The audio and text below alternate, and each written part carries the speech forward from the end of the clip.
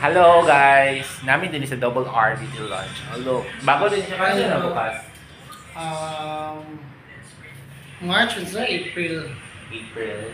Ngayon, So dini, visit mo dini guys. Affordable kayo nilang mga services. Then, nice kayo ang ang area kay na siya parkingan outside. So, visit lang mo din sa El Salvador, no?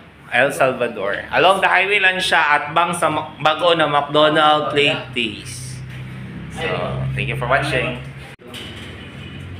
So, muna siya guys. Ang UTR. What is it, George? Baka pa din ito, George? Kami nang tiguang na yan.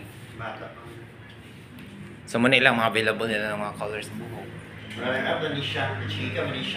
Muna siya si ang owner. Ang gwapa kayo na owner. Hello. Located pa na siya sa Cebu. Dugay na ka na bitay. Ah, sige. Ang